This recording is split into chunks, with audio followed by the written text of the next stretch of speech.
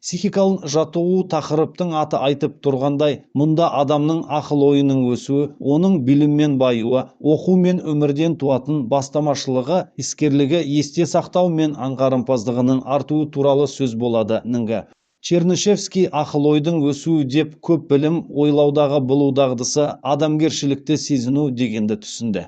Ата-ана баланы өзін қоршаған барлық дүниемен өмірінің бірінші күнінен бастап таныстырудың қажеттігін жақсы түсінеді. Ересектер нәрестемен неғұрлым көп қарым-қатынас жасап, оларға әртүрлі заттарды көрсетіп, атын атап сөйлесіп отыратын болса, оның сөйлеу тілі соғұрлым жылдам дамиды. Бала сөйлеуді үйренгеннен кейін заттар туралы мәліметтерді де тез игереді. Бұл сондай-ақ олардың ақыл-ойының өсуіне үлкен себеп болады. Баланың алдында кең дүниенің есігі ашылады. Сөйтіп, жас балаларға тән сұраулардың саны да көбейеді. Бұл сұрауларға жалтақтамай, шыдамдылықпен жауап беріп отыру қажет. Неліктен деген әр сұраққа қайтарылған жауап жекелеген фактілерді жай ғана түсіндіре салу емес.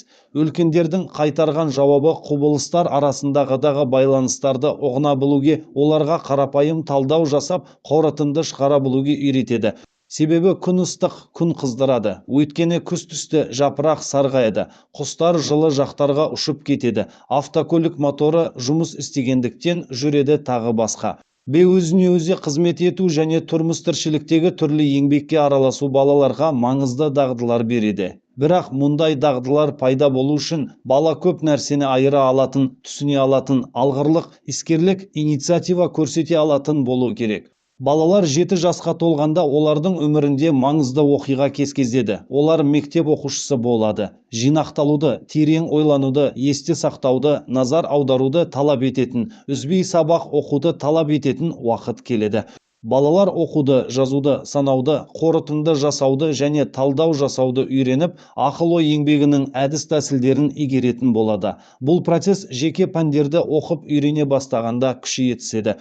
Ғылым негіздерін оқып үйрену және жұмысқа үйрету оқушының білімін кеңейтіп, техникалық тетіктер мен техникалық процестер туралы түсініктер береді. Әртүрлі өмірлік жағдайларға тап болғанда жақсы бағдарлай білу қабілеті пайда болып, ұйымдастырушылық, рационализаторлық қасиеттері артып, өмірге көзқарасының негізі қалыптасады. Сыныптан тыс оқу да осы бағытта білім беру жұмысын жүргізеді. Мектеп оқушысына анықтамалық әдебиеттерді оқуға, есептеулерді орындауға, схемалар мен сызбалар жасап, оларды талдауға, құралдардың конструкциясын жасап, оны дайындауға, баяндамаға даярланып, мазмұндамай жазуға тура келеді. Алуан түрлі, кейде тіпті күтпеген жерден көп кездесетін міндеттер оларды қоғамдық өмірге, пионер, комсомол жұмыстарына қатынастырады. Бұл мәселелерді шешу, жолдастарымен қарым-қатынас жасау, ұжымдағы іс-әрекеті баланың ақыл-ойын өзінше байытып, оның икемді, өткір болуына, пікірінің айқын және принципті болуына жәрдемдеседі. Өсіп келе жатқан адамның ақыл-ойының өсуіне отбасының үлкен әсері бар. Отбасының рөлі баланың оқуына көмектесумен және сүйемелдеумен ғана бітпейді. Ата-ананың өзінен үлкен ағалары мен апа қарындастарының жоғары мүдделілігі, олардың русимияда, өндірісте, жалпы елімізде болатын жағдайдың барлығына да мейірімділігі, әрқашанда баланың алғыр ақылын, білуге құмарлығын қозғап, өз ақы-пұлы мен адам баласы білімінің шексіз әлемінен неғұрлым көбірек қабылдап алу талабын тудырады. Бала үйдегі оқып шыққан кітапты, көрген спектакльді, кинофильмді, бейнелеу өнерінің шығармаларын талқылауға араласып отырады. Сол секілді, егер ата-ана семья шеңберінде ғана ұйықталатын болса, бала да еріксіз оларға еліктейді.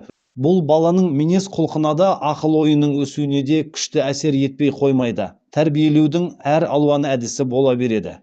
Кейбір семьяда ата-ана балаға орынсыз, шектен тыс қамқорлық көрсетеді, ал екінші бір семьяда керісінше ата-ана қатал басқарады. Жақсы отбасында бала отбасылық ұжымның толық құқылы және іскер мүшесі болып саналады. Ол батыл, өз бетінше ойлайтын, ізденімпаз адам болып өседі.